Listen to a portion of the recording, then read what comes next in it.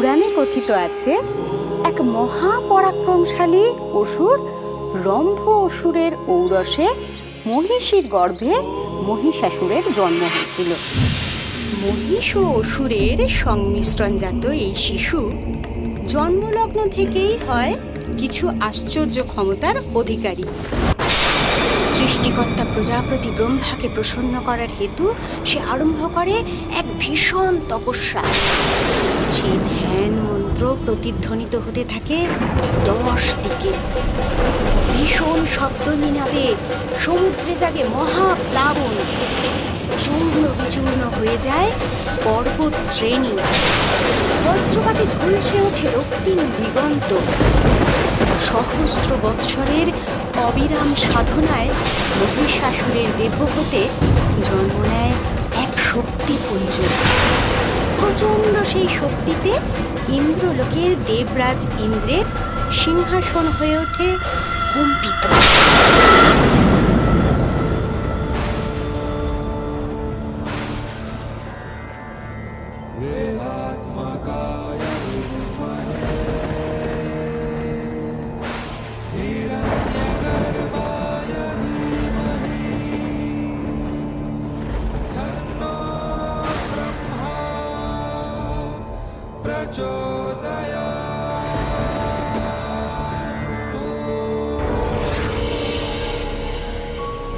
হে ব্রহ্মপুত্র, তোমার সাধনায় আমি তুষ্ট। বলো, কি হেতু এই কঠিন তপ? প্রণাম ব্রহ্মদেব। হে প্রভু, আপনি ত্রিকালজ্ঞ। ত্রিভুবনের এমন কিছুই নেই যা আপনার অবগত নয়। আমি অমরত্ব চাই হে বিধাতা। এ অসম্ভব। অমরত্ব দিতে আমি অক্ষম। চরাচরে যা কিছু সৃষ্টি হয়েছে সেসব কিছুর ধ্বংস একদিন না একদিন হবেই। এ অনিবার্য। হে অসুররাজ, তুমি অমরত্ব ব্যতীত অন্য কিছু প্রার্থনা করো। তাহলে প্রভু, আমাকে এমন বর প্রদান করুন যেন চরাচরের সমস্ত পুরুষ শক্তির হস্তে আমি হই অবদ্ধ। আর নারী শক্তি? নারী? হে প্রজাপতি ব্রহ্মা, আপনি নিশ্চয়ই কৌতুক করছেন। নারী মাত্রই অবলা, পুরুষের আশ্রিতা। তার ধৃষ্টতা হবে আমাকে হত্যা করা।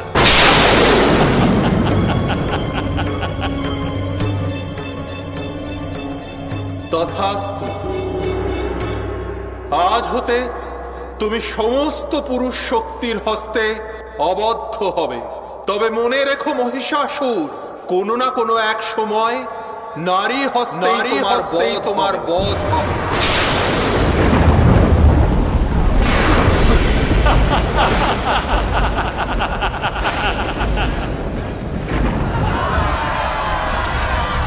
এরপর মহিষাসুর হয়ে উঠল আরো দুর্ধর্ষ। শক্তির দম্ভে পদানত করতে চাইল দেবলোক। সমস্ত দেবগণ স্বর্গ থেকে বিতাড়িত হয়ে প্রজাপতি ব্রহ্মার শরণাপন্ন হলেন। এমতাবস্থায় ব্রহ্মা সকল দেবগণকে নিয়ে গেলেন ভগবান শ্রী বিষ্ণুর কাছে। সেইখানে বিষ্ণুলোকে উপস্থিত ছিলেন স্বয়ং দেবাদিদেব মহাদেব। পুরুষ শক্তির সম্মুখে মহিষাসুর অজেয়, তা সকলের অবগত। তাহলে উপায়?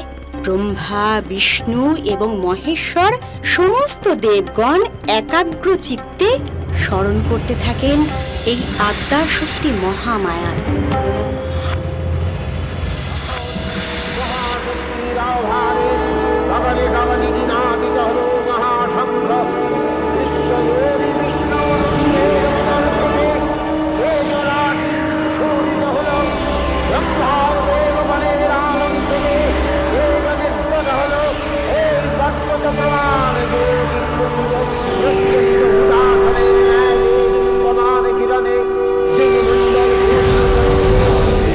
सर्वभूतेषु शक्तिरूपेण तस्यै नमो नमः या देवी सर्वभूतेषु कान्तिरूपेण संस्थिता नमस्तस्यै नमस्तस्यै नमस्तस्यै नमो नमः या देवी सर्वभूतेषु मातृरूपेण संस्थिता नमस्तस्यै नमस्तस्यै नमस्तस्यै नमो नमः।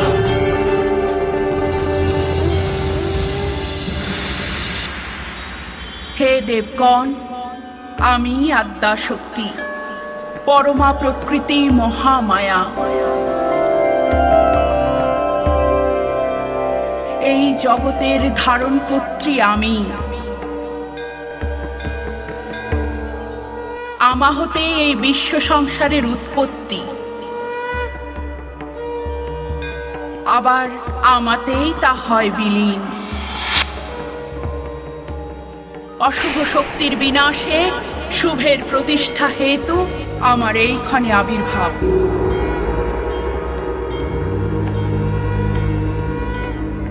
হে দেবগণ, আপনারা নির্ভয় হন। দুরাচারী মহিষাসুরের মৃত্যু হবে আমার পদমূলে, তার নিধন হবে আমারই হস্তে। তা পূর্ব নির্ধারিত।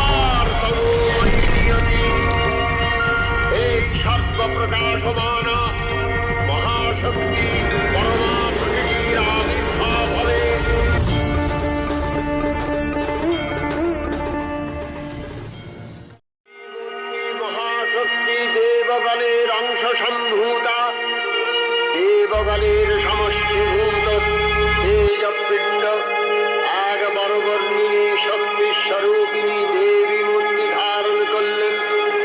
এই দেবীর আনন শ্বেতবর্ণ, নেত্র কৃষ্ণবর্ণ, অধরপল্লব আরক্তিম, করতলোদ্যত তাম্রাভ। তিনি কখনো বা সহস্রভুজা, কখনো বা অষ্টাদশভুজার রূপে প্রকাশিত হতে লাগলেন। এই ভীমকান্ত রূপিণী দেবী ত্রিগুণা মহালক্ষ্মী। তিনি আদ্যা মহাশক্তি মহাদেবীর মহামহিমময় আবির্ভাবে দিকে দিকে তার বর্ণদীপ ধ্বনিত হয়ে উঠল। দেবী নিত্যাৎ, তথাপি দেবগণের কার্যসিদ্ধি হেতু সর্বদেব শরীরজত তেজপুঞ্জ থেকে তখন প্রকাশিত হয়েছেন বলে তার এই অভিনব প্রকাশ বা আবির্ভাবই মহিষমন্দির উৎপত্তি রূপে খ্যাত হল।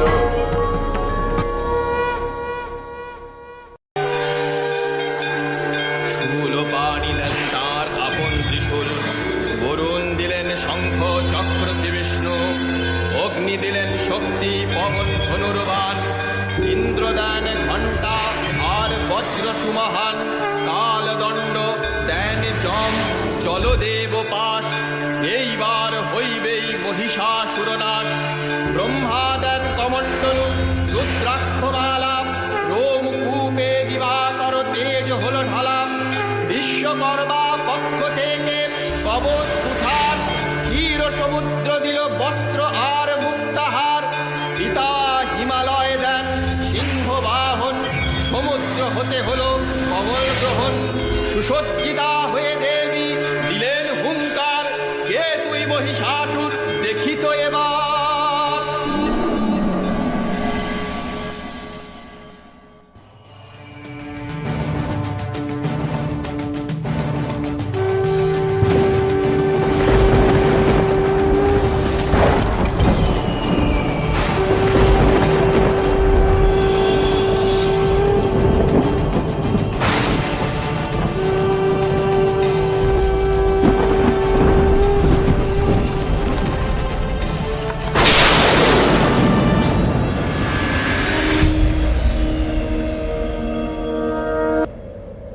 হে দেবী, তুমি তো সাধারণ সুন্দরী নও।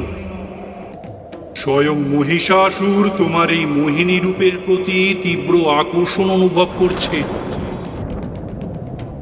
নিকটে এসো, আরো নিকটে, তোমাকে ভালো করে নিরীক্ষণ করি। ওরে মূর্খ, দুর্মতি, এই বিশ্ব ব্রহ্মাণ্ডের ধারণ কর্ত্রী আমি। তুই নিজের সেই ধাত্রীরূপী মাতাকে কামনা করিস। আমার প্রতি এই আকর্ষণ ক্ষণকালের মধ্যে আতঙ্কে না রূপান্তরিত হয়? কি বললে দেবী? আতঙ্ক? আমার স্বর্গ মর্ত পাতালের একচ্ছত্র অধিপতি অসুরাজ মহিষাসুরে? তোমাকে যত দেখছি আমার বাসনা তত তীব্র হচ্ছে। আর দেরি কেন? আমার অঙ্কশায়িনী হও, তোমাকে রাজ ঐশ্বর্য দেব, জগতের সমস্ত সুখ তোমার পায়ের কাছে এনে দেব। সোনার পালঙ্কে তুমি শুধু আমার বক্ষবিলাসিনী হবে। আর বিলম্ব করো না। একে বিনাশকালে বুদ্ধিনাশ, নাকি প্রাণত্যাগের পূর্বক্ষণে আতঙ্কের প্রলাপ? ওরে দুরাচারী, তোর অন্তিম ক্ষণ আসন্ন। যে মোহিনী রূপের সঙ্গলাভের এত কামনা তোর, সেই রূপের তেজেই তুই ভস্ম হয়ে যাবি। অদৃশ্য হয়ে যাবে তোর শৌর্য, বীর্য, দম্ভ। ওহে অবলা নারী, অন্তঃপুরবাসিনী, তোমার মিথ্যা আস্ফালন যথার্থই আমার মনোরঞ্জন করছে। শেষবারের মতো বলছি, বলো কিসের বিনিময়ে তুমি আমার প্রণয়ী হবে? বলো কিসের বিনিময়? নারী শক্তির প্রতি এত তাচ্ছিল্য? যা নিয়ে তোর এত দম্ভ, সেই রণাঙ্গনেই তোর মৃত্যু অনিবার্য। তোকে আমি সম্মুখ সমরে আহ্বান জানাচ্ছি।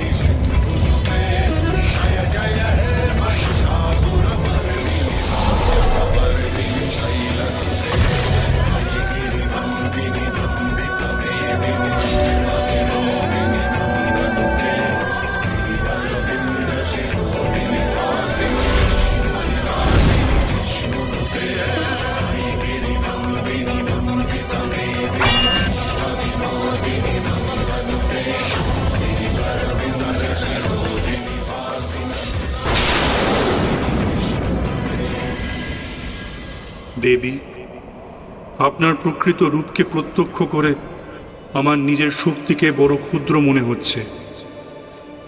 আমাকে ক্ষমা করুন মাতা। ক্ষমতার প্রবল আকর্ষণে আমি ছিলাম উন্মাদ।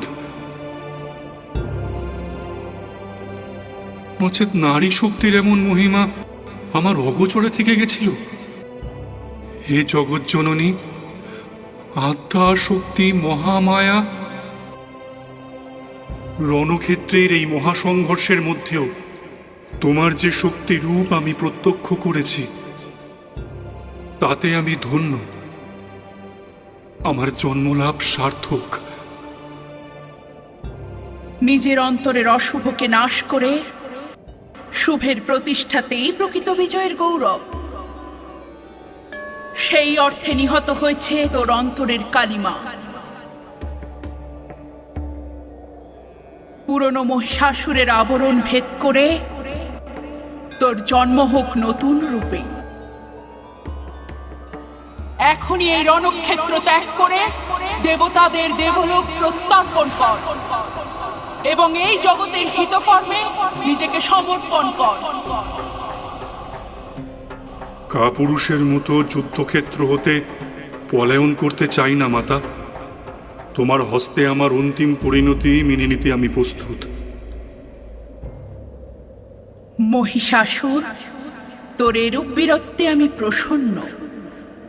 তুই তোর শেষ মনস্কামনা ব্যক্ত কর আমার সম্মুখে। স্বয়ং আমি পূর্ণ করব তোর অন্তিম ইচ্ছে। এই বিশ্ব সংসার যতদিন থাকবে বর্তমান, তোমার চরণ কমলে যেন আমার স্থান হয় চিরস্থায়ী, এবং তোমার প্রতি নিবেদিত যজ্ঞের অংশে যেন আমারও প্রাপ্তি লাভ ঘটে। এই মাত্র প্রার্থনা দেবী। মহিষাসুর, ইতিমধ্যেই যজ্ঞভাগ বন্টন সম্পূর্ণ হয়ে গেছে। অতএব তা পুনরায় বন্টন করা অসম্ভব।